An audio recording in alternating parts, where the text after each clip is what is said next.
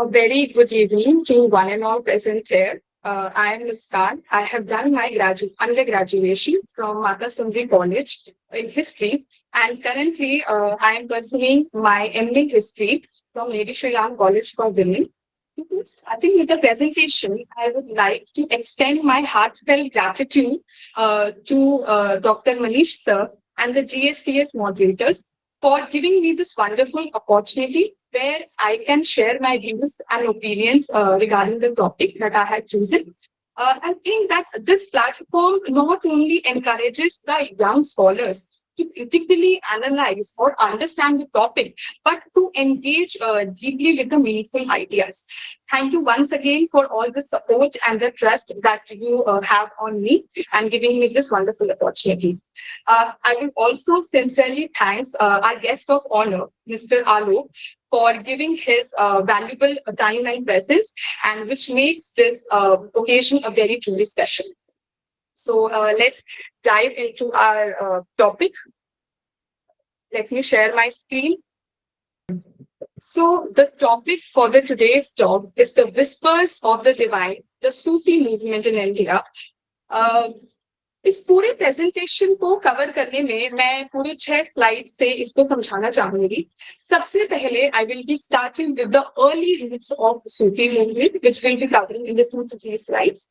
Second जो है हमारा इंट्रोडक्शन रहेगा जिसमें हम ये समझेंगे कि सूफी जो है वो क्यों समझना बहुत जरूरी है आज के टाइम के लिए और उसका क्या बहुत बड़ा एक सिग्निफिकेंस, एक इम्पैक्ट जो है देखा जाता है. थर्ड मैं बताऊंगी कि सूफीज्म जो है किस तरीके से कौन कौन से सिलसिलाज में कौन कौन से ऑर्डर्स में उसका डिवीजन होता है. उसके बाद जो एक बहुत इंपॉर्टेंट चीज है वो ये है कि किस तरीके से जो एक कॉन्फ्लिक्ट है, एक टेंशन है, एक राइवलरी है between sultans and the Sufis वो क्रिएट होता है. Last but not the least, the architecture and the art that developed during this medieval time in the Sufi movement. And last, we will be concluding with some cultural contributions. So let's start with our first, that the early origins of the Sufi movement. अब सूफी movement को जानने के लिए सबसे ज्यादा ये जरूरी है कि हम उसका पहले बैकग्राउंड समझें कि कुछ तो हुआ होगा तभी जाके सूफी मूवमेंट आ रहा है. तो हम ये देखते हैं कि 10वीं शताब्दी में 10th सेंचुरी में जब एक बहुत बड़ा कैलिफेट जिसको हम कहते हैं अब्बासिद कैलिफेट, जब उसका एक तरफ डिक्लाइन होता है तो दूसरी तरफ हम देखते हैं तुर्क का राइज ऑफ टर्क्स शुरू होता है. अगर एक तरफ अब्बासिद कैलिफेट का डिक्लाइन हो रहा है तो दूसरी तरफ टर्क्स का भी जो है राइज हो रहा है, इंक्रीज हो रहा है. लेकिन एक और चीज अब्बासिद कैलिफेट के साथ होता है वो है हमारा कोलैप्स और द डिक्लाइन ऑफ द मुतालिजिड्स. अब ये जो टर्म है मुतालिजिड्स, बहुत सारे लोग होंगे जो इस चीज से अनफेमिलियर होंगे. मुतालिजिड्स का मतलब होता है रैशनलिस्ट फिलोसफर्स. जहां पे आप कोई भी चीज समझ रहे हैं वहां पे आपको अपना अकल लगाना है, रीजन लगाना है, नॉलेज लगाना है. तो जो ये रैशनलिस्ट फिलोसफर्स थे उनकी कुछ यहाँ पे बातें कही गई हैं जिसमें वो ये बोलते हैं कि अगर आपको धर्म को समझना है, if you really want to understand theology, you need to have a very good reason behind it, you need to have a very good knowledge behind it, you need to have a very good intelligence behind it, जिसको बोला गया है अकल. एक और चीज ये मुतालिजिड्स बोलते हैं कि जो कुरान है वो क्रिएटेड है. It's not eternal in nature. They believe that the Quran was being created and it's not eternal in nature. इन सब कारणों की वजह से हम लोग देखते हैं कहीं ना कहीं जो उलेमास है. Now, what is this ulemas? Ulemas are the Muslim religious scholars. ये जो मुस्लिम religious scholars उलेमा हैं, इन्होंने काफी ज्यादा इनकी निंदा करी, काफी ज्यादा इनको अपोज करा. They were being heavily criticized by the ulemas. इसके वजह से ये सारी चीजें जो 10वीं शताब्दी में हमारी हो रही थी, हम देखते हैं कि वहां से हमारा एक लॉ स्कूल आता है. इस लॉ स्कूल को कहते हैं हनाफी स्कूल, एंड वहीं पे हमारा सूफिज्म का राइज होता है. तो this is the very basic background जो समझना बहुत जरूरी है सूफिज्म को पढ़ने के लिए. नेक्स्ट, देखेंगे कि जो ये सूफिज्म का राइज होता है वो कौन कौन सी रीजन से होता है. There was a reaction against this moral decline. There was a reaction against the materialism. जितना भी मटेरियलिज्म जो इस्लामिक एम्पायर में जड़ के बैठा हुआ था उसके वजह से सूफिज्म का इमर्जेंस होता है. तो बहुत बड़े फेमस सूफी सेंट्स हैं. एक है हमारे हसन बसरी और सेकंड जो है Rabia. Rabia played a very crucial role for the Sufi movement. इनका जो रोल है वो 8th सेंचुरी में आता है and she was a women mistake जिनको ये कहती हैं कि जो एम्फसाइज करती है the relationship between the love and the beloved. तो वो कहती हैं कि अगर भगवान को जानना है तो आपके अंदर क्या होना चाहिए, आपके अंदर जो है प्योरिटी होना चाहिए.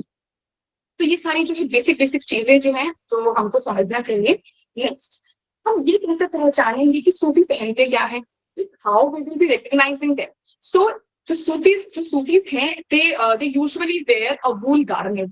ये ऊनी का कपड़ा पहनते थे जिसको हम लोग कहते हैं सूफ. और हम एक और इस टर्म से बोलते हैं जिसको हम लोग कहते हैं तसाफुफ.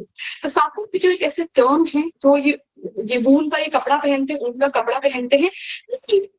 सिंपल लाइफ, बहुत ही ज्यादा सिंपल लाइफ, बहुत ही ज्यादा हर्मिट लाइफस्टाइल लोग जीते थे. दे believe in prayer, they believe in fasting. तो ये सब चीजें जो हैं जो इनको एक इनके स्टैंडर्ड पे लेकर आता है. अब एक और बहुत चीज इंपॉर्टेंट है जैसे कॉन्फ्लिक्ट. कोई भी चीज का इमरजेंस होगा तो कॉन्फ्लिक्ट तो जरूर होना ही होना है सोसाइटी में. तो हम देखते हैं कि एक ऑर्थोडॉक्सी के साथ एक कॉन्फ्लिक्ट होता है जिसमें we have two very important examples. The first one is the Bayezid Bistami and the second one is the Mansoor al-Hallaj. Mansoor al Hallaj ये कहते हैं कि मैं ही सच हूँ, मैं ही भगवान हूँ, मैं ही अल्लाह हूँ. तो वो ये कह रहे हैं कि ये जो मैं ही एक भगवान हूँ, I am the truth, I am the God, I am the Allah. इस चीज से इनको बोला जा रहा है, इस टर्म को जो हम लोग बोलते हैं अनाल हम. तो इन सब कारणों की वजह से जो है मंसूर हल्लाज को फाइनली इनको एग्जीक्यूट कर दिया जाता है. बट एग्जीक्यूशन के बाद भी इनको काफी ज्यादा as the lover of the god या फिर मार्टिरडम में भी काफी माना जाता है. तो अगर हम ये सारी चीजें समझ रहे हैं तो हमें ये चीज भी समझना बहुत जरूरी है कि despite of the opposition, despite of the criticism, Sufis still gain the acknowledgement in the society. They still gain reputation. इनकी reputation बनी रही. Why? Because of the various factors. Why? Because they believe in the purity. They believe in the relationship between the God and the God and the man, the lover and the beloved. They believe in the devotion. They believe in the martyrdom. तो अगर ये सारी चीजें समाज में चल रही हैं तो सूफिज्म को एक बहुत बड़ा दर्जा दिया जाता है. आने वाले स्लाइड्स में I will also be explaining the silsilas, the orders, जो अभी हम लोग आगे समझेंगे. नेक्स्ट, ऐसा नहीं होता है कि सूफिज्म में सिर्फ और सिर्फ इस्लाम ही बैठा हुआ है. Sufism, except your Islam, it also encompasses, it also amalgamates the other sects also, the other religion also, which includes your Christianity, which includes your Buddhism, which includes your Jainism. और कहीं और एक हद तक जो है नाथ योगीज का भी हम लोग इनका प्रोमिनेंस देखते हैं. इस दौरान हम लोग देखते हैं कि बहुत सारे जो टेक्स्ट हैं जिसमें एक बहुत बड़ा एग्जाम्पल आता है हमारे संस्कृत टेक्स्ट जिसका नाम है अमृत कुंड. इस अमृत कुंड को जो है ट्रांसलेट करा गया था हमारे अरबी में और हमारे पर्शियन में. Next, basic introduction. Now what is Sufi. अभी तो मैंने पहले समझाया कि किस तरीके से जो है चीजें सूफीज्म का इमर्जेंस हो रहा है. Now what this word Sufi means. तो ये जो सूफी है it derived, it comes from an Arabic word which means सूफ, जिसका मतलब होता है ऊन, जिसका मतलब होता है वूल. आप जो वो ऊनी कपड़ा पहनते हैं, वो जो वूल कपड़ा पहनते हैं उसको हम लोग सूफी कहते हैं. और ये जो वूल है व्हाट डज इट सिंबलाइज. अगर कोई कुछ पहन रहा है तो उसका भी तो कुछ सिंबल होगा कि वो क्या दिखाना चाह रहा है. तो वो ये दिखाना चाह रहा है कि if the Sufi saint is wearing that clothes, if the Sufi saint is wearing that wool, it shows the purity between the God and the man. Next, हम ये देखते हैं कि हमारे पैगंबर प्रॉफिट मोहम्मद के डेथ के बाद ये जो सूफीज हैं ये सब आना शुरू होते हैं. ये अपने जो है वुलन क्लोथ्स पहनना शुरू करते हैं और कहीं से जो है इनका नाम जो है सूफीज्म पड़ जाता है. Be very precise, these Sufis entered into India from Persia, to be very particular from the Sistan, or we can say or the eastern Iran and other Central Asian countries. The next important thing for us to understand, जो fundamental theory है Sufism को समझने के लिए, वो ये है कि आपका भगवान के साथ और आपका एक इंसान के साथ कौन सा रिश्ता होना चाहिए। तो जो फंडामेंटल जो थ्योरी है एक सूफिज्म को समझने के लिए, वो ये है कि the relationship between the God and the man, जिसको हम लोग कहते हैं, यहाँ पे जो टर्म यूज करा जाता है वो है ला इलाहा मोहम्मद रसूलुल्लाह। इसका मतलब होता है there is one God which is Allah. Allah को भी वर्शिप करना है, और वही जो है Islam believe in the monotheism. तो ये जो टर्म है ला इलाहा मोहम्मद रसूलुल्लाह, इसका मतलब होता है कि आपको जो है सिर्फ और सिर्फ अल्लाह की वर्शिप करनी है, there is no other God than Allah. तो इसी पे वो बिलीव करते थे।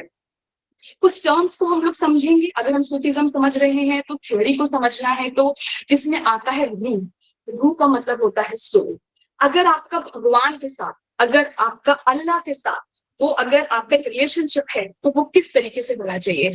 तो वो होना चाहिए आपके अंदर जो एक प्योर सोल होना चाहिए। आप जो है एकदम सेल्फलेस डिवोशन के साथ आप प्रेयर करें, तो ही जाके आपको किसी चीज की प्राप्ति होगी। नेक्स्ट इज द कुर्बत। कुर्बत का मतलब होता है कि आप जो है ह्यूमिलिटी में काम कर रहे हैं, आप ह्यूमैनिटी में काम कर रहे हैं, आप जो है मैनकाइंड के ऊपर काम कर रहे हैं, इस कुर्बत। नेक्स्ट इज द इश्क। आपका जो भगवान के साथ जो एक डिवाइनली ऑर्डेन लव किस तरीके से होना चाहिए। And last not the least the फना।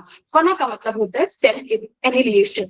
तो रूह, कुर्बत, इश्क, स्पिरिट, लव, प्योर लव, की सारी जो चीजें हैं इस सूफिज्म को बहुत ज्यादा इंपॉर्टेंट, बहुत ज्यादा क्रूशियल बनाती है। नेक्स्ट, अब whenever we are understanding Sufism, it is very, very, very mandatory for us to understand the concept of the Peer and Murid. ये जो Peer and Murid जो है इसी टाइम पे इनका इमर्जेंस होता है। अगर किसी को टीचिंग समझानी है, किसी को प्रैक्टिस से समझानी है, फॉर एग्जाम्पल अगर हमको कोई चीज समझनी है तो वो हमारे शिक्षक समझाते हैं, हमको कोई चीज नहीं समझ आ रही है तो हमारे टीचर समझाते हैं। तो उस टाइम पे भी आपको कोई चीज समझाने के लिए you need a teacher, you need a पीर। तो इससे सूफिज्म में ये जो पीर है इसको टीचर बोला गया है, पीर शिक्षक है। और मुरीद, मुरीद का मतलब होता है शिष्य, इसको हम लोग कहते हैं disciple. So if I am saying there is a relationship between the God and the man, it is known as the peer and the murid. The relationship between, the connection between the peer and the murid, or we can say the relationship between the teacher and the disciple.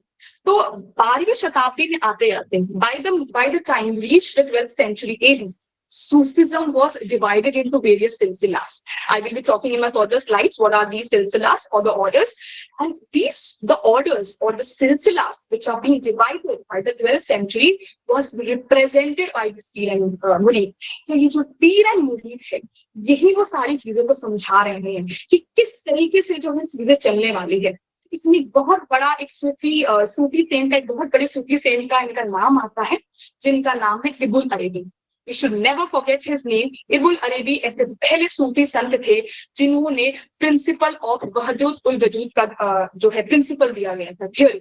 वहदत उल वजूद का मतलब होता है there is only one God, there is only one God, Allah के अलावा कोई भगवान नहीं है। और we can say that God is everywhere and is reflected in everyone, और we can say God is represented here by Allah. Next, जैसे हम लोग देखते हैं कि सिख ट्रेडिशन में लंगर बंटता है, जहाँ पे सैकड़ों लोग, कहाँ से लोग जो हैं आते हैं, भोजन करते हैं, खाते हैं। तो ऐसी ही चीज जैसी हमारे सिख में एक लंगर है, वैसे ही हमारे सूफिज्म में कानखा है। तो हमें समझना बहुत जरूरी है। तो कानखा जो है, और कानखा, और we can say the horse spice, this कानखा or the horse spice is the central activity of the Muslim Sufis. तो कानखा का जो इमर्जेंस हो रहा है इस सूफिज्म के टाइम पे ही हो रहा है। तो कानखा क्या है, एक लंबा सा, एक बहुत बड़ा मैग्निफिसेंट ह्यूज हॉल है, जहाँ पे बहुत सारे ट्रैवलर्स, बहुत सारे लोग आके जो है अपना भोजन ग्रहण करते हैं, जहाँ पे आके जो है अपना खाना खाते हैं। इसी हॉल को, इसी खानका हॉल को कहा जाता है जमात खाना। क्या कहा जाता है? जमात खाना। Next important is the various Sufi orders or the silsilas. सिलसिला का मतलब होता है विचारधाराएं, आइडियोलॉजिकल पर्सपेक्टिव। तो 12th सेंचुरी में आते आते हम ये देखते हैं कि बहुत सारी सूफीज्म में डिवीजन हो रहा है। कभी चिश्ती आ रहा है, तो कभी सोहरावर्दी आ रहा है, तो कभी नक्शबंदी आ रहा है। आई will be explaining all this in my further slides. And कभी कभी जो है कादरी सेक्ट आ रहा है। तो सबसे पहले जो सिलसिला आता है भारत में, उसको हम लोग कहते हैं चिश्ती सिलसिला। As the name suggest, it is being pioneered or it is being established in India by the Khwaja Moinuddin Chishti. तो ख्वाजा मुइनुद्दीन चिश्ती जब मोहम्मद गोरी के साथ भारत आते हैं, तो ये आके कहाँ पे अपना जो है सेटल डाउन करते हैं, अजमेर में, जहाँ पे इनकी दरगाह भी है। अजमेर में मुइनुद्दीन चिश्ती आते हैं और वहां पे आके जो है अपना जो है अजमेर में ही settle down in 1206। Muinuddin Chishti को एक नाम से बोला जाता है, नाम मैं बाद में बताऊंगी, इससे पहले मैं एक कहानी बताऊंगी, बड़ी इंपॉर्टेंट कहानी है जाना। जब मुइनुद्दीन चिश्ती 8 साल के थे, तो ईद का टाइम था, ईद का फेस्टिवल था। तो जब मुइनुद्दीन चिश्ती बाहर ऐसे जा रहे थे, ऐसे ऐसे भ्रमण कर रहे थे आसपास, तो एक बच्चे को देखते हैं। तो छोटे से एक बच्चा होता है, लड़का होता है, he is wearing very torn clothes, he is wearing very shabby, very dirty clothes, फटे हुए कपड़े वो लड़का पहन रहा होता है, पहने होते हैं उसने। जब चिश्ती उसे देखते हैं तो वो बहुत हैरान हो जाते हैं कि वो ये सोचते हैं कि वो अपना सारा का सारा जितनी भी कपड़ा पहना होता है, सारे गुड क्लोथ्स, जो अच्छे क्लीन क्लोथ्स होते हैं, आईटी क्लोथ्स, वो ये उतार के, I am sorry for the disturbance outside, I am really sorry, अपने जो कपड़े जो हैं वो उतार के उस बच्चे को दे देते हैं और उसके फटे हुए कपड़े पहन लेते हैं। इस सारी चीजों के वजह से हम मुइनुद्दीन चिश्ती को एक नाम से जानते हैं, जिनका नाम है गरीब Nawaz.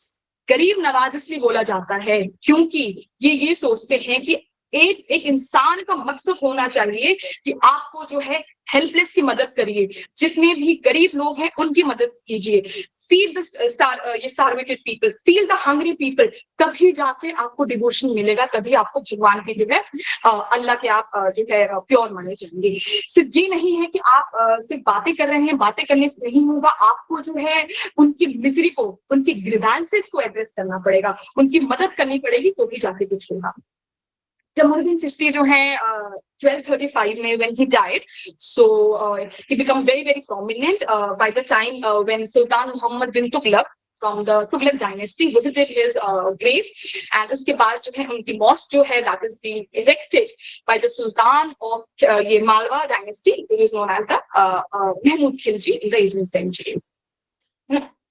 What does the Chishti believe in? ये किस बातों पे ये बात करते थे? अभी मैंने बताया कि अगर चिश्ती जो है वो ये कहते हैं you need to lead a very simple, very hermit lifestyle, आपको ह्यूमिलिटी पे काम करना है, आपके लिए जो गॉड का डिवोशन होना चाहिए वो बहुत ज्यादा सेल्फलेस होना चाहिए। आप जो भी पूजा कर रहे हैं, आप जो भी कर रहे हैं, आपको बहुत ज्यादा सेल्फलेस तरीके से करना है, तभी कुछ होगा। Next very important thing that this said is the renunciation of the worldly possessions. आप सारा का सारा जो वेल्थ है, सारा का सारा जो मनी है, accumulation of money should not be there. आपको जो काम करना है वो ये करना है कि आपको सारे के सारे वर्ल्डली पोजेशन से दूर जाना है। आपको जितने भी अपने माइंड पे, अपने सेंसेस पे आपका कंट्रोल होना चाहिए। In that way you will be able to lead a very spiritual life. So Muinuddin Chishti के अलावा there is another very very prominent Chishti who is known as the Baba Fariduddin Ganj Shankar.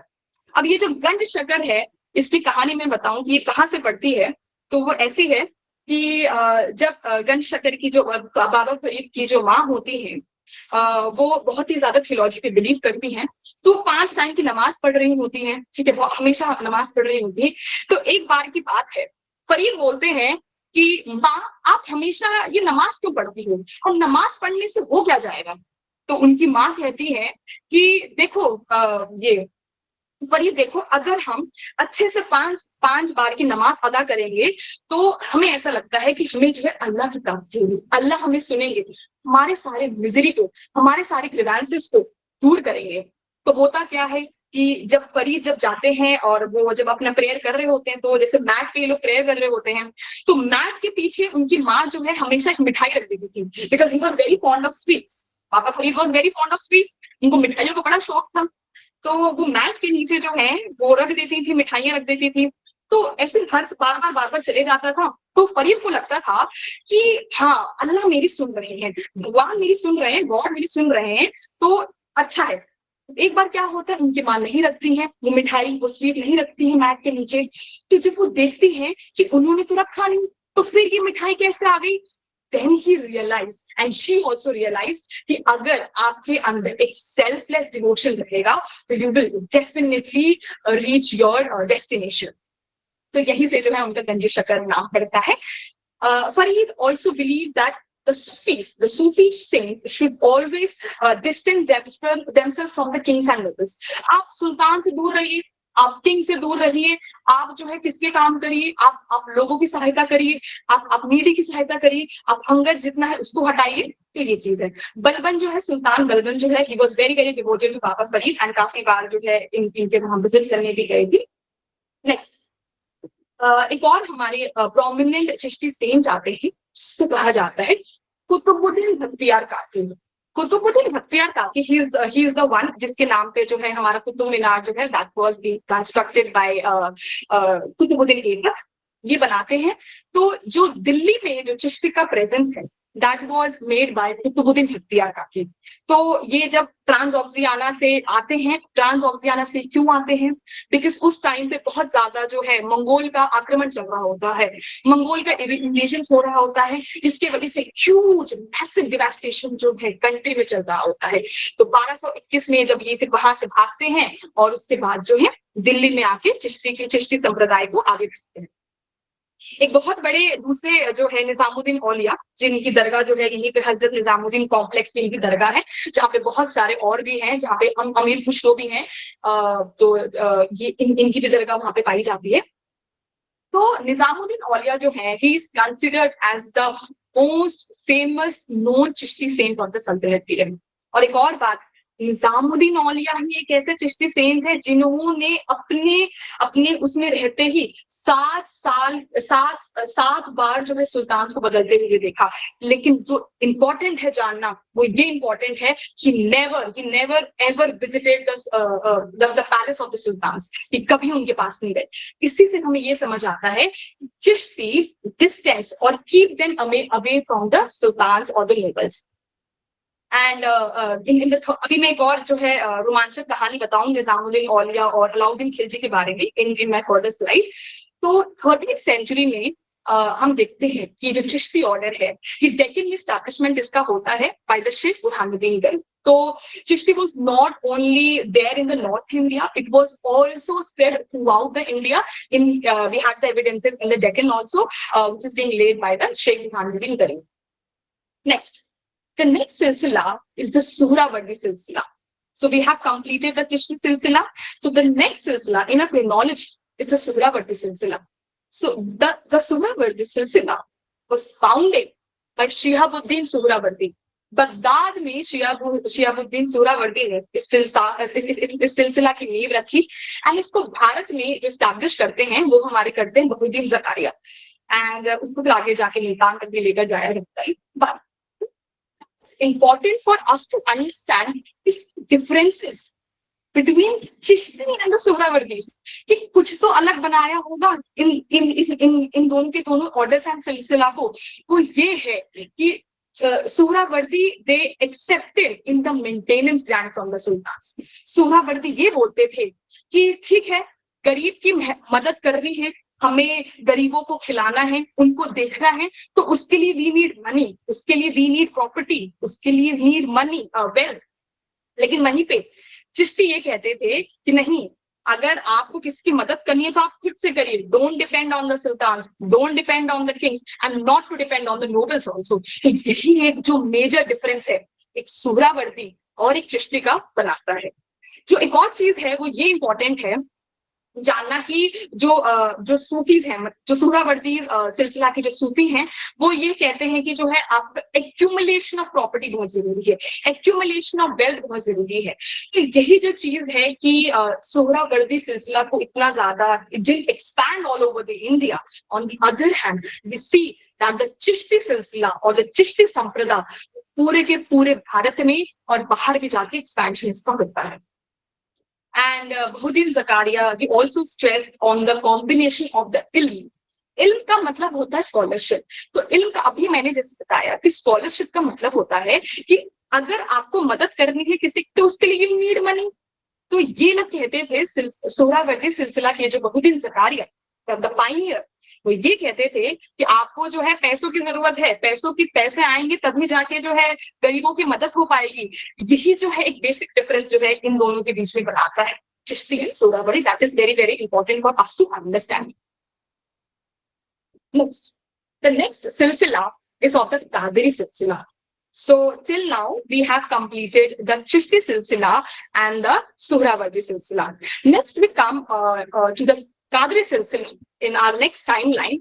So the Qadiri silsila had its base in the Punjab. यहाँ पे जो एक बहुत important हमारे prominent role इनका आता है जिनका नाम है शेख अब्दुल कादिर। शेख अब्दुल कादिर और उनके बेटे they had the support of the Mughals under the reign of the Akbar. तो यहाँ के जो पीर्स हैं वो they supported the idea of वहदतुल वजूद। ये जो वहदतुल वजूद है इसका मतलब ही होता है कि there is only one God, सिर्फ एक ही अल्लाह है और उन्हीं की ही वर्शिप करनी है। They believe in the monotheism of the Islam. जब हम लोग कादरी सिलसिला पढ़ते हैं तो हमें एक बहुत ही इंपॉर्टेंट फेमस सूफी का नाम आता है जिनका नाम है मियां मीर। मियां मीर जो है मियां Mir who had enrolled in the Mughal princess Jahanara and her brother Dara as disciples. Dara Shikoh जो है शाहजहां के सारे बेटे में से सबसे ज्यादा इंटेलेक्चुअल माने जाते हैं, सबसे ज्यादा पढ़े लिखे माने जाते हैं। Shahjahan always wanted his Dara to become his successor, but unfortunately because of the invention of the Aurangzeb he couldn't. तो दारा जो है, दारा की इतनी सारी इन्होंने किताबें लिखी, इतनी सारी किताबों में हम देखते हैं कि वहां पे जो इन्फ्लुएंस है मियां मीर का हमें दिखता है। इनके बहुत सारे लेखन में हम देखते हैं कि मियां मीर का जो है, मियां मीर की जो और शेख्स की टीचिंग्स है इनके काम में बहुत ज्यादा प्रोमिनेंट, इनके काम में बहुत ज्यादा evident. Next the last, the Naqshbandi सिलसिला। Now this is the game changer Naqshbandi सिलसिला। ये वो सिलसिला है जो सबसे ज्यादा ऑर्थोडॉक्स माना जाता है, सबसे ज्यादा क्रिटिसाइज किसी नक्शबंदी को करा जाता है। जैसे अकबर के टाइम पे एक थे हमारे अबुल फजल, तो दूसरे टाइम थे उनको तर्क देने वाले शेख अहमद सिरहिंदी।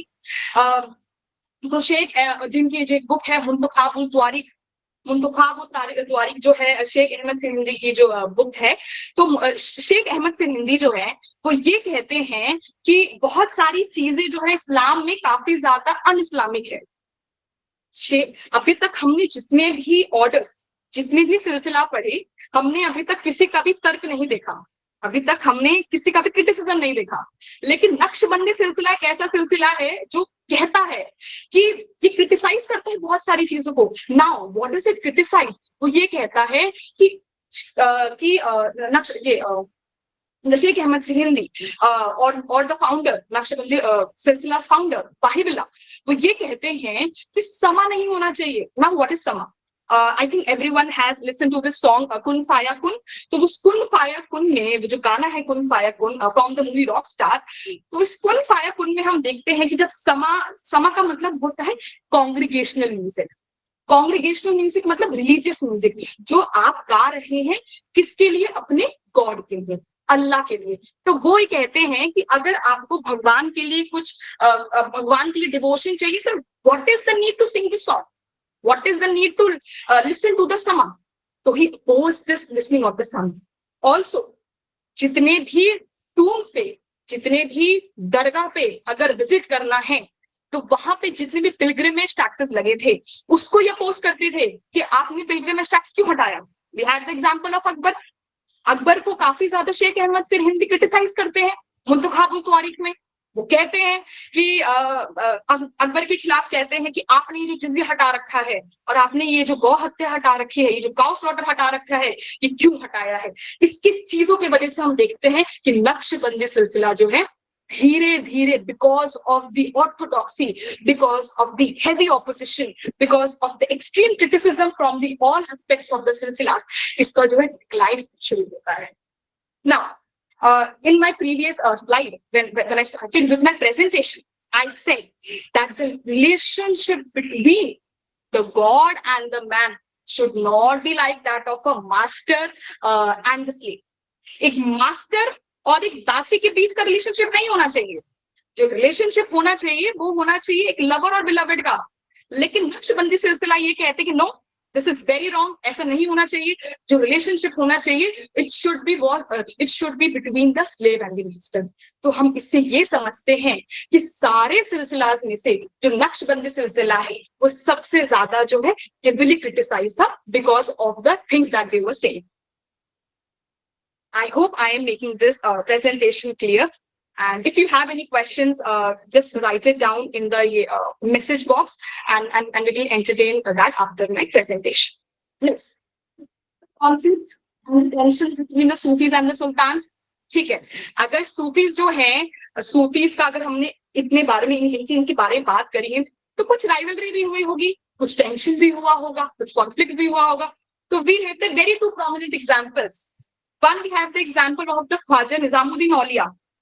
तो अलाउद्दीन खिलजी जब जो बहुत बड़े सुल्तान थे हमारे खिलजी डायनेस्टी के, तो जब अलाउद्दीन खिलजी अपनी कैंपेन पे जा रहे होते हैं तो निजामुद्दीन औलिया को कहते हैं कि औलिया आप जो है आना इधर, लेकिन निजामुद्दीन औलिया मना कर देते हैं. निजामुद्दीन औलिया कहते हैं कि मेरे खानका में आई हैव 2 doors, मेरे खानका में 2 दरवाजे हैं. अगर औलिया अगर Alauddin Khilji if he will come from the first door, I will move outside from the second door. तो वो कह रहे हैं कि सी द टेंशन कि निजामुद्दीन औलिया जो है वो चैलेंज कर रहे हैं अलाउद्दीन खिलजी के पूरे सल्तनत को. Next we have the next example of the curse of the Sheikh Fariduddin Ganjshakar. अब जितने भी जो वालीज होते हैं, walis of the Multan and the qazis of the Ajodhan, ये जितने भी लोग होते हैं and the other people, they had an extreme grudges against the Sheikh. तो जितने भी लोग होते हैं वालीज एंड जो काजी होते हैं, जब ये शेख को जो फरीदुद्दीन गनशकर भी काफी ज्यादा जो है उनके अगेंस्ट ग्रजेस रखते हैं, उनको काफी क्रिटिसाइज करते हैं, तो वो उनको श्राप दे देते हैं. जब श्राप दे देते हैं, जब कर्स कर देते हैं, तो हम ये देखते हैं कि पूरा का पूरा जो कंट्री है वो डिवास्टेशन में चला जाता है, सब कुछ खत्म हो जाता है. बहुत सारे जो उनके ओपोनेंट्स होते हैं, वाली ऑफ मुल्तान, काजी, सब के सब मारे जाते हैं. तो yes, we can definitely say that if the Sufis, the Sufi saints are coming to the Sultan in their crisis, in their campaigns, तो वो कर्स भी कर देते हैं. उनका जो कर्स है वो भी बहुत खतरनाक होता है in sultans के लिए. We have other example also from Tughlaq dynasty, Gyazuddin Tughlaq. तो जब ग्याजुद्दीन तुगलक जब आ रहे होते हैं अपने कैंपेन से, तो फिर से निजामुद्दीन औलिया के साथ ही इनका जो रिलेशनशिप होता है, तो ये निजामुद्दीन औलिया को कहते हैं कि जब तक मैं आऊंगा आप उससे पहले ही पहुंच जाइए दिल्ली. तो निजामुद्दीन औलिया कहते हैं कि हनूज दिल्ली दूरस्त, Delhi is still far away. But होता क्या है कि जब ग्याजुद्दीन तुगलक जब आते हैं तो उसी में हम देखते हैं कि he died from the Pavilion. वो जो है पेविलियन से गिर जाते हैं, उनका एक्सीडेंट हो जाता है and he died. So what does it show? All these anecdotes, all these stories, what does it show? It shows कि बहुत ज्यादा टेंशन है, बहुत ज्यादा राइवलरी है if the sultans challenge these Sufi sheikhs. So this is important for us to understand. Next, last but not the least, the art and architecture. एक art and architecture जो है किस तरीके से सूफी मूवमेंट जब होता है तो हमारे भारत में आता है, तो उसको हमको 3 चीजें समझना है. सबसे पहले कि अगर सूफी मूवमेंट का आर्किटेक्चर बन रहा है तो it should be very very simple, बहुत ही साधारण और बहुत ही ज्यादा स्पिरिचुअल स्टाइल में बनना चाहिए. It should not be like the royal architecture, it should not be like the royal grandeur, it should not be like the very magnificent, बहुत बड़े बड़े चीजें बनाए जा रहे हैं. कि ये सूफी मूवमेंट है, they believe in the simplicity, they believe in the devotion to the god. तो बहुत बड़ी चीजें बना के कुछ होगा नहीं. तो ये कह रहे हैं कि अगर कोई भी आर्किटेक्चर बन रहा है तो it should be very simple yet spiritual. Next is the कानखास एंड द दरगाह. The कानखास are the hospitals, the community life. तो जितनी भी कानखास एंड जो दरगाह हैं जब वो बने इस दौरान मेडिवल टाइम के टाइम, तो हम ये देखते हैं कि we see the amalgamation, we see the blend of the Indo-Islamic style. एक तरफ पर्शियन का स्टाइल भी आपका उसमें फीचर्ड हो रहा है. On the other hand we also see the Islamic style from the Persian style. How we can say that Persian style इसमें अमेलगमेट हो रहा है. जिस तरीके से आर्ट्स बनाए जा रहे थे, जिस तरीके से लिखावट करी जा रही थी, which is known as the calligraph, art of writing and the tones, कि जो सारी की सारी जो चीजें बना रहे हैं, इसी को बोला जा रहा है कि वो पर्शियन तरीके से बन रहा है. Next we also had the Indian elements also like the jali work. जैसे हम लोग देखते हैं कि इन सारी चीजों में जिस तरीके से जब जाली जाली बनाया जा रहा है, that is an Indian feature. जाली फीचर जो है, लोटस मोटिव्स हैं, और जितने भी हमारे छतरीज हैं, they also shows that it has a blend of the in Indian feature also.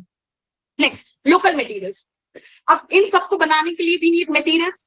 तो इन सारी चीजों को बनाने के लिए, दरगाह एंड खानखास को बनाने के लिए, it was seen that all the stones, all the marbles, all the sandstones were procured from the local areas. क्यों? ताकि it shows a relationship, it symbolise the connection between the people and the place. To cite this all these things, we have the three evidences. The first one, for the historian, it is very important to speak with the evidences. So अगर मैं सारी चीजें बोल रही हूँ तो हमारे पास इसके एग्जाम्पल भी होने चाहिए. तो सबसे पहले है हमारा ख्वाजा मुइनुद्दीन चिश्ती का जो दरगाह है अजमेर में, वो शो करता है हमारा simple yet very spiritual life. And next we have an example of Nizamuddin Auliya का जो दरगाह है, that is in new Delhi. वो भी हमारा जो आर्किटेक्चरल पैटर्नेज को दिखाता है, Indo Islamic feature. And third is the Sheikh Salim Chishti Dargah, that is in the Fatehpur Sikri. It is all built of the white marble. So yes, art and architecture do play a very important role in the Sufi movement. Next we come to the last slide, that is the cultural contributions. सिलसिला समझ लिए, सारे order समझ लिए, सारे tension समझ लिए, अब कुछ कल्चरल कॉन्ट्रीब्यूशंस भी समझना है. तो the cultural contributions of Sufism were very profound, were very extensive and they were very far reaching. इसी टाइम के दौरान बहुत सारे पर्शिया के पोएट्स का जो है राइज होता है, like the Sanai, the Attar, the Rumi and the Iraqi. इनकी जो पोइट्री है वो ये दिखाते हैं, इनकी जो थीम्स है, that shows the divine love, that shows the unity, that shows the tolerance towards the other religion, and जिसकी वजह से all their Sufi ideals spread across the regions including India also. And we also see that Sufis also popularized the Sama. Sama means the musical gatherings or the religious music. Jahan pe it's not about the poetry, it's about the music that create an atmosphere of spiritual elevation. So often criticized by the orthodox scholars, as I said in my previous slide, by the Naqshbandi silsilas. Naqshbandi सिलसिला इसको काफी ज्यादा criticise करते हैं कि समा की जरूरत नहीं है, कांग्रेगेशनल म्यूजिक की जरूरत नहीं है. We have the thinkers like Al-Ghazali. Al-Ghazali भी इसी टाइम आते हैं. Al-Ghazali जो है, he further enriched his Islamic thought by harmonizing Sufi mysticism with orthodox beliefs, making it widely acceptable. We come to the conclusion. पूरा समझने के बाद जो है हम निष्कर्ष पे आते हैं, समझते हैं कि सूफिज्म आज के दौरान क्या दिखाना चाहता है. तो सूफिज्म जो है, सूफिज्म इसलिए समझना बहुत जरूरी है हम लोग के लिए, because it helps us to understand the value of the Indian tradition of pluralism and compassion. How we should be tolerant towards the other sects, how should be tolerant with the apathy towards the other religion. किस तरीके से जो है आपको जो है काफी ज्यादा compassionate होना चाहिए, आपको काफी ज्यादा pluralism होना चाहिए, वो आप कितना ज्यादा spiritual होना चाहिए, वो ये दिखाता है Sufism. Yes, indeed we can say that Sufism in India promoted the love, the tolerance, inner devotion, and which offers an inclusive spiritual path. Last but not the least, as I talk about the kankhas, the dargahs, the poetry, the music, Sufis fostered harmony across state and religious divides. So I have completed my talk. I would, if you have any questions, you can definitely ask me, and over to you. Thank you so much. Thank you so much, Muskan, for that intricate description of the entire realm of Sufism. I believe जो आपने term read use किया है, that would also be applicable to all of us because we have definitely relished your presentation a lot and we have also gained a lot of new things and insights from your perspective. However, because of the paucity of time, I will not be able Yes. to take up all the questions because we also need to have our chief guest's remarks. But still, I'd like to take two questions. The first question would be a blend of two because I believe they are rather parallel. So the question is by Mr. Sachin, and he is asking, in an era of rising religious fundamentalism, can you think Sufism be seen as a genuine counter narrative, or has it been romanticized and stripped of its radical edge? So, to blend this question with the other one, it's about कि क्या Sufism actually religious syncretism allow करता है या फिर rigid orthodox Islam में उसने contribute किया है? So, what are your opinions about Uh, uh, the question is asked from Sachin. Mr. Sachin and Okay. Dr. Akriti? Yeah, it's a blend of. Okay. Thank you for the question, Mr. Sachin and the Akriti ma'am. The question is very interesting. The reason being is that, yes, as I said, that there was a heavy criticism by the Naqshbandi Silsila. So it's not about the romanticizing or glorifying. It was there in the medieval times. हम ये देखते हैं कि जो है नक्शबंदी सिलसिला जो है किस तरीके से क्रिटिसिज्म है. अगर एक तरफ जो हम देख रहे हैं कि अगर चीजें अगर उस तरीके से चल रही है तो एक तरफ जो है उसको काफी ज्यादा क्रिटिसाइज भी करा जा रहा है. So I don't think so that something is being romanticized or glorified, and I hope I answer your question. Is there any difference? Okay, he's asked. Sneha has asked. Yeah, I'll take one question which is very interesting by Mr. Ankit, and he is asking कि अक्सर कहा जाता है कि भक्ति आंदोलन और सूफी आंदोलन they had, वो समान थे, they were similar. बट अगर हम उनके उद्देश्यों और परिणामों को गहराई से उनका विश्लेषण करें, तो क्या आपको लगता है कि इन दोनों आंदोलनों में आपको क्या लगता है कि इन दोनों आंदोलनों में क्या-क्या सिमिलैरिटीज थी या फिर क्या-क्या डिफरेंसेस थे जो फाउंडेशनल डिफरेंसेस जो हैं? So how would you trace these Yes, differences? both the Bhakti and the Sufi movement एक साथ साइमल्टेनियसली चलते हैं. अगर हम देखें कि अब कौन सी चीज से क्या समझे, तो भक्ति मूवमेंट जो है, if I talk about Alvars and the Nayanars, वहां पे जो है उनका कंट्रीब्यूशन होता है. विष्णु जी का कंट्रीब्यूशन, विष्णु जी की जो है पूजा की बात करी जाती है, as said by the Alvars and the Nayanars में we talk about the worship of the Shiva. तो यस, वहां पे जो है वहां पर भी they are talking about the spiritual aspect, वहां पर भी they are talking about the devotion, वहां पे भी they are on in the bhakti movement. वहां पर भी जो है वो कह रहे हैं कि सेल्फ एलिमिनेशन के बारे में चीज चल रही है. फना जिसको हम लोग कहते हैं सूफीज्म में भी कॉल्ड एज फना. तो बिल्कुल सिमिलैरिटी है. हर मूवमेंट के जो है डाउनफॉल भी आता है, डिफरेंसेस भी हैं जो हमें समझना बहुत जरूरी है. तो भक्ति मूवमेंट जो है काफी ज्यादा चला, लेकिन उसी तरीके से उसका डाउनफॉल भी आता है. वैसे ही सूफी मूवमेंट भी जो चला ना, the thing we need to understand कि मूवमेंट आ क्यों रहे हैं, ये अचानक से क्यों आए. इसलिए ये दोनों मूवमेंट्स आते हैं क्योंकि बहुत ज्यादा जो वो प्रॉब्लम्स थी सोसाइटी में, इसको काउंटर करने के लिए मूवमेंट्स आते हैं. लोग जो है बहुत ज्यादा मटेरियलिस्टिक होते जा रहे थे, तो परेशान होते जा रहे थे. इसलिए we have the rise of the Jainism and Buddhism also. तो दोनों की चीजें जो है समझना जरूरी है. अगर सूफी मूवमेंट और भक्ति मूवमेंट में yes we had the similarities, वो डिफरेंसेस भी है, डाउनफॉल भी है. तो this is the thing as far और as my knowledge. Yeah, it's completely fine. Ms. Muskan, and thank you for answering the questions. We have a few more questions, but I'll not be able to take them right now Okay. because we are also running short of time. But we have one question that we asked to all our speakers, which is about telling your experience with the team and your journey with the platform. So could you please tell the audience how was your journey with our platform like? First of all, I think I would not be able to speak if I haven't got this opportunity or this platform. मेरा बहुत ज्यादा तहे दिल से शुक्रिया है Manish sir को और सारे मॉडरेटर्स को, समृद्धि मैम को एंड मानवी मैम को, सृष्टि मैम को, शुभम सर को. बहुत ज्यादा उन्होंने लास्ट में मुझे इंसाइट्स दिए थे कि आपको किस तरीके से चीजें करनी है. तो अगर ये चीजें मुझे नहीं मिलती तो मुझे लगता है कि मैं कभी सूफीज के बारे में पता नहीं कब बता पाती. तो I was very excited for this topic. तो बहुत अच्छा लगा and thank you so much, thank you so much to all the moderators for inviting me to speak about my topic. Thank you so much. Thank you, Muskan. It was also a wonderful experience for us to have you as well.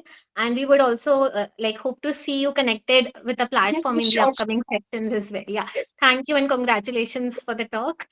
Moving further, Thank you, it's ma'am. now time to invite our honorable chief guest for the session. So I would again like to invite Mr. Alok to take his insights, suggestions, and some comments about the presentation and the platform.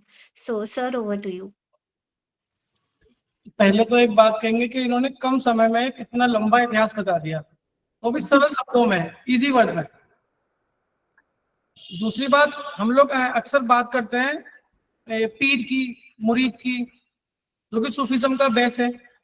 सबसे बड़ी बात है, पीर मतलब एक teacher होता है हमारा, मुरीद होते हैं जो उनको हम फॉलो करते हैं। तो जैसे कि आपने नक्शबंदी का बताया, नक्शबंदी इसके बड़ा खिलाफ रहता है। वो कहता है कि खुदा में हमें प्रेम कैसे हो सकता है, लेकिन जो हमारा, यही कारण उसका रहा कि वो चल नहीं पाया। लेकिन जो हमारा चिश्ती सिलसिला है, जो और भी सिलसिला रहे, उन्होंने खुदा में और हमें एक प्रेम का संबंध बताया, इश्क को बताया कि तभी हम उसको पा सकते हैं।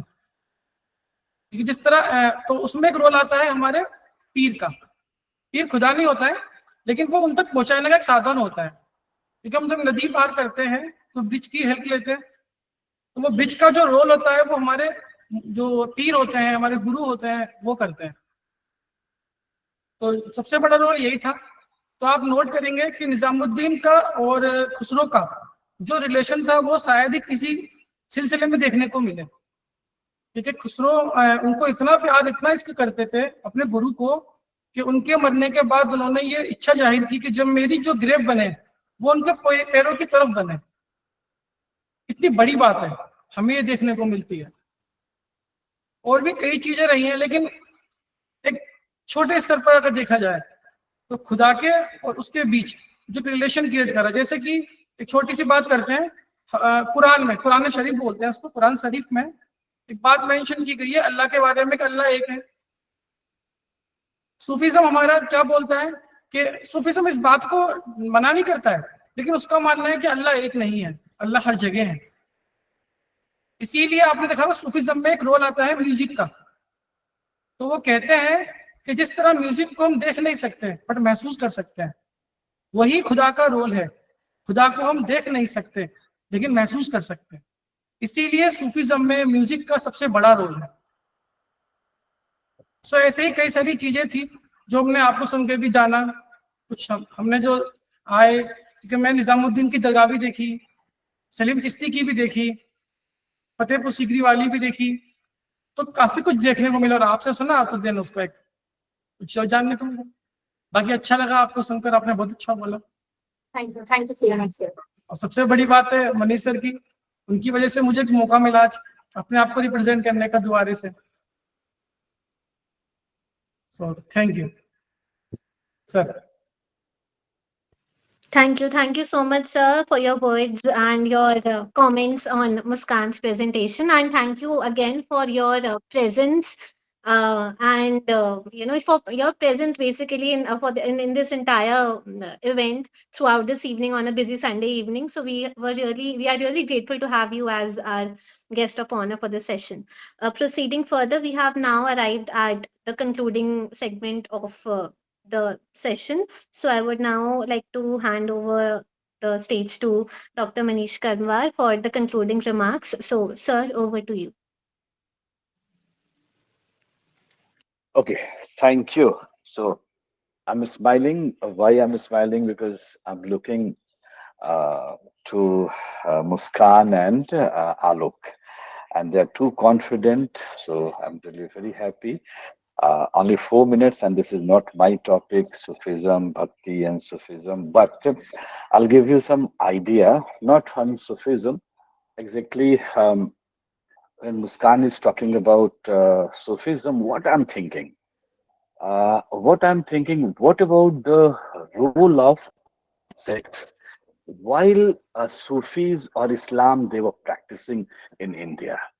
So this is a true research because when we flow with the wind, that is not true research. So definitely, Muskan, your presentation that was very fantastic, and you have enormous energy. A school, a college, Mata Sundari College, a minority college, were dominated by the most of the uh, Punjabi's teachers and the students, 50% reservation of the students, and you are inculcating uh, the idea of Sufism in the so energetic way because in front of your college, Mirza Ghalib's library is situated. So this is called India's secondary culture. And what Akriti and Sachin is asking, I do agree. So when we are talking in the conferences, in a talk, these are very good things. But actually, on the ground, we are not looking all these things. We are very furious. We are not courteous towards each other. So this is precisely what we are doing. What and why history is only the textbook. I'm a history. I was history student and history and now teaching African history. So why sometimes we say I'm a history student and history teacher? People are okay. Okay, you're a history student and history teacher. Okay, maybe chalo अच्छी बात है. And Akrok is also smiling and Muskan is also. Most of the time this happen. Maybe our parents, when I took the decision to the history, nobody's my entire family studied history in the higher level. So this is the time to how we create relevance throughout the history. This is not only the time to recapitulate history in the way or in the other way, only the research. So this is the right time how we inculcate all those ideas. No one religion gives us a sense to uh, abuse each other or to disregard each other. So why this disregard or disrespect is going on? So we think the history as a history student, as a history teacher, this is the time gone that only to give some good talk on some good conferences and we go and have a cup of coffee and enjoy. So this is not the right time because after 75 or 100 years or this much independence, now this is over. That we should live all those ideas which we teach and you learn during the classes. So otherwise, this is as a teacher. Um, this is my idea to how we develop a good society and a good. Otherwise, Sufism or Bhaktism or Christianity, it's not going to relevant for anyone. Now these days, what we are talking about that what the population of this religion is going increase, the Christianity is going to dominate, but very few knows in Christianity, in Islam, and Hinduism there are so many division itself. So because it's perhaps I'm not going to go on and on, but it's your day, Muskan Singh. So it's really wonderful to listen to you and keep going with this energy, but try to Yes, sir.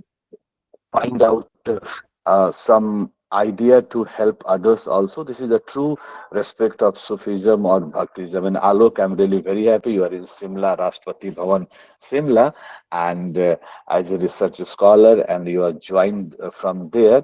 And I know you, and tomorrow morning I called you and I request you that kindly join to us and thank you, Alok, for a brief but very important idea. I know you are traveled at least 50% of the country landscape.